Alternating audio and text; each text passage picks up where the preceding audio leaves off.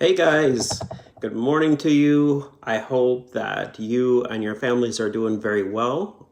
Miss you a lot and look forward to when we can all be in the classroom again. It's February 2nd, the week is ticking down. You guys are doing a great job. I'm so proud of all of you guys that are doing the hard work. So today's lecture is going to be on 980, which is beauty salon ownership. Okay, so this goes right into your project, and we're trying to bang through these things because they're really short. The tests are short, and we can get them out of the way so we move on to our model project and get you guys some classwork in, some more hours, along with the learning hours. So with salon ownership, location is so important. You want to make sure you have visibility and accessibility. Those are two of the most important factors that you're going to find with salon ownership. You want to be sure to have a lot of walk-by traffic. So when you're looking up locations and getting an address for your actual location, make sure it's a literal physical address that I can look up online. So you can get those through Zillow. and you want to make sure that your location is going to fit in with exactly where you want to be.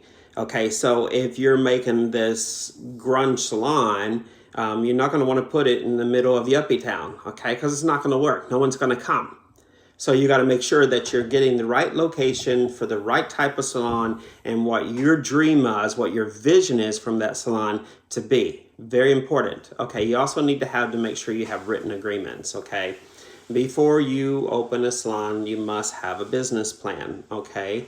You want to make sure that you can foresee within 5 years, and you want to have a description of that business. Make sure that the demographics are what you're looking for. Demographics is going to be everything from the cost of the home, the type of people that are in there, the town's population, what's within 5-mile radius of this particular salon, because you don't want 20 other salons around you. What about the salaries and the costs? Because if you have a salon in Waukegan, Illinois, you could probably charge $25, $30 for a haircut and make good money. But if you have a salon on Michigan Avenue, you're going to need to charge at least $60 to $80 for a haircut.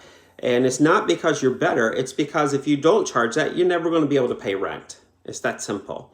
It's not about the quality. A lot of times there is quality, but you can find a remarkable hairstylist in a salon that charges $25 a haircut, as well as you can find a terrible hairstylist in a salon that charges $80 a haircut. It's not just about the quality of the haircut, but a lot of times it has to do with the actual location, the population, and what they have to pay in rent. Because if they're not meeting the rent, their doors are not going to stay open. It's very simple math. Make sure that you have an accountant, and you want to look up your local chamber of commerce and ask them more ideas about salons and businesses in there. Follow the business laws and rules. This is very important. You have to comply with all local, state, and federal regulations. Have insurance, very important. So if you're going to have employees, now you have to have liability insurance, unemployment insurance. You should have insurance on burglary, theft, fire, anything to cover the cost of the salon in case something goes wrong. Also for lawsuits too, because you may have people that may fall on the premises or disgruntled employees. All this plays a role in that. Now, when you're dealing with salon operations, you need to apply with OSHA. Make sure you have everything. Safety is going to always be first, and make sure that you have an MSDS book. The MSD book, like you've seen in our actual clinic, is hanging on the wall. The big yellow thick book that's hanging on the wall where we keep our brooms and our dustpans. That book is a book that you can quick reference guide in case somebody were to get shampoo in their eye or acetone in their eye or something, or swallow something. We can quick pull that book, look it up, and see what it says to do in the event that there is a problem. Make sure that you're keeping accurate financial records. Just like I gave you in your packet has, or should have had, if it doesn't, that was my mistake, but should have had a graphic paper that you are going to notate everything. If it does not have that, please let me know, and I'll make sure that I get a graph paper, or you can even do it on an Excel spreadsheet of everything you purchase for your salon, and then you have a debit, credit, and a credit column. Okay, so this is very important. So if you don't have that, let me know and I can send that out to you.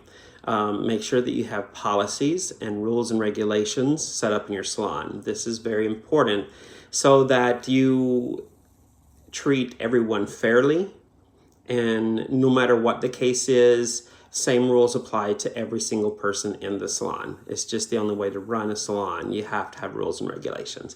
Now, individual ownership. Okay, so when we're looking at corporations versus a proprietorship, if you have a sole proprietorship, that means that you own the salon. It's in your name. Everything's run under your credit. If you get sued, they sue you, not just the salon.